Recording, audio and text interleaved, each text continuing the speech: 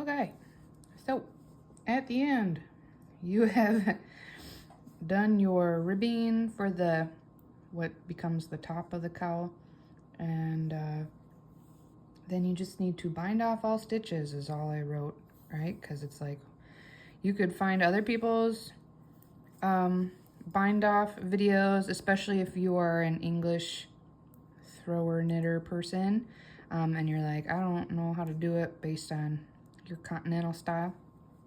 But if you want to watch me, go right on ahead. So to do a bind off, let me think here for a second. So I'm gonna do my first stitch regular, and then the second stitch, I don't know, let's just do it this. If you do it this way, you just do it very loosey-goosey. So what I did was I just did a regular stitch, did it kind of loose, not too tight, and then I'm going to pull that first knit stitch over the second stitch.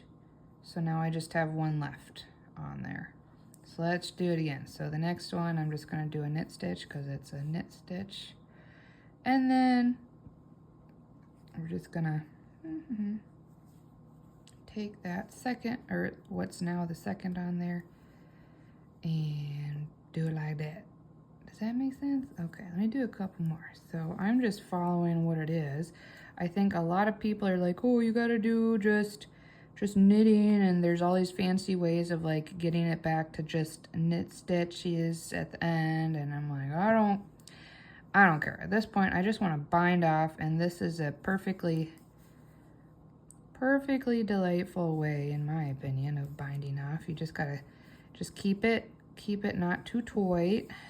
So I'm just gonna keep going around, and I'm just pulling it up over there, and then I do the next one, and I pull it up over there.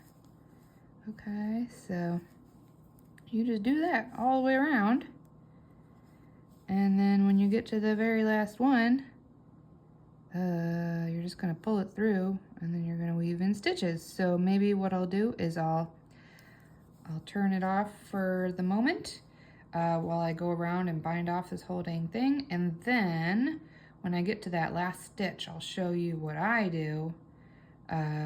And again, you can always look up other people on YouTube or whatever for all your knitting needs, or, you know, to get different visuals and opinions. I know my visual is not always super great, but so I'll come back and I'll show you what it looks like at the end, what I do, and then how I weave in the ends, in case you were like, wait, what's weaving in the ends? So I'll show you how I do that.